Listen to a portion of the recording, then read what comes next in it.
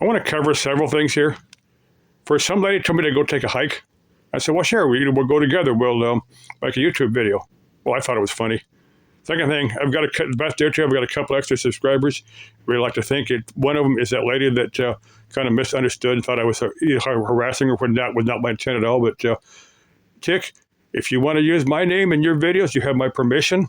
As long as it's something good, as long as it's something nice. If it's something that you said to criticize on, do it in a constructive way that I can make use out of it.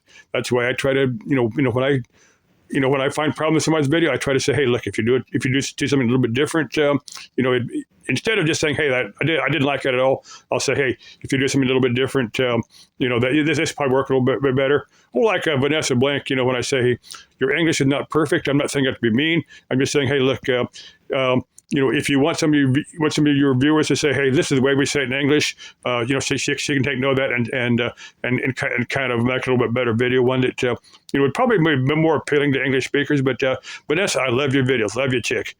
Anyways, I started a list. Hang on, because I figured it's probably better to make a little list of things I want to discuss so I keep track of them.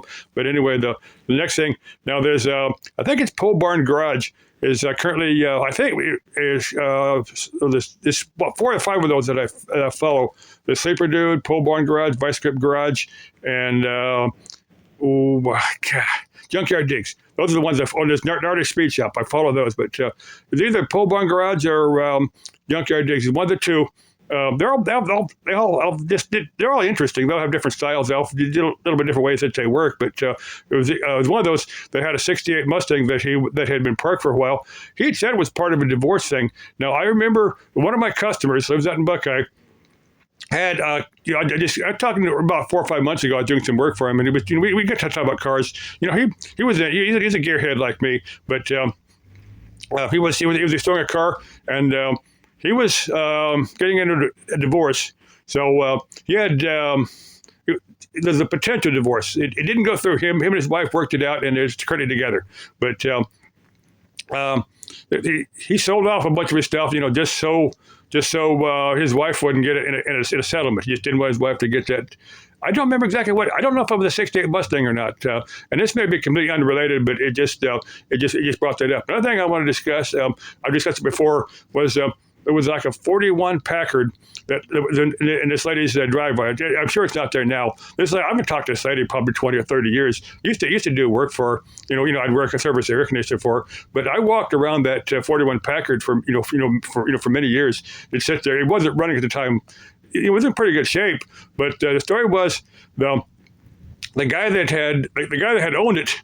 Was a pilot in the Navy, and he was killed. He bought a brand new.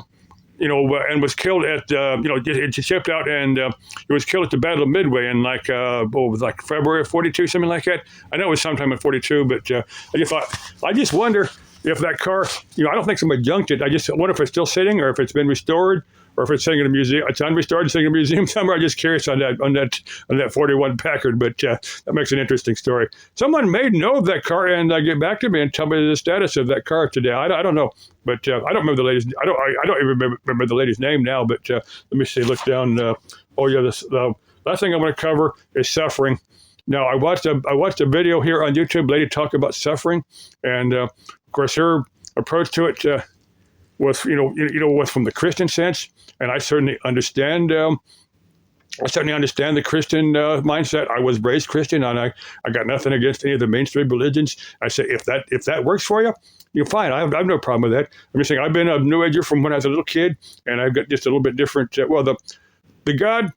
The God of the gray-haired old man on the mountaintop throwing down lightning bolts, the God of these thou shalt and thou shalt not, just doesn't work for me. I'm just not. My image of God, of the being I think of as God, is energy and consciousness. Kind of. Well, I think of each of us, every living being, as a kind of a tiny amount of that energy of the consciousness of the being of God. We're all little bits of the being of God. I'm not saying we all act God-like, but I'm just saying we're all a little bit of that energy and consciousness. Now, she talk about suffering, from kind of more, not in a sense of punishment, but more a learning experience. I kind of think of, suffering kind of in that same way too, but from a little bit different perspective. Now, my belief is that when we're born into this life, there's a certain set of we come into life with an agenda. There's certain things we have to experience. We kind of, as a being, before we're born, we kind of agree to our, the life we're going to live, the events that are going to happen. Now, well, we create, or this is my belief, we create our own reality, consciously, unconsciously, for good, for bad. We create our own reality. Our thoughts, our current thoughts create things that happen, are pre-programmed. Now, some things have to happen. Some things can be prevented by going and understanding what's there, what repressed stuff is. I've given advice to several people on this, but I'm going to post this more general. But when something bad happens to us, it's for a reason. It's something we've created on some level. Either we needed to experience it, or we're experiencing it because of something that's happened in our past. Maybe a childhood event, or maybe a past life event. But we've created it. It's not a punishment from God. It's not it's a learning experience, but not from God. It's something we've created on our own. But this is my belief, accept or not. Like I said, if anybody wants to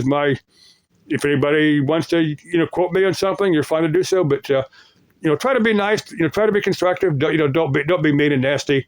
None of us really need mean and nasty. And that chick that accused me of harassing her, again, I say. If you want to refer to me in one of your videos, you're perfectly fine to. But do it in a nice way. Don't do it. Don't do it mean, because I don't need mean. Okay, love y'all.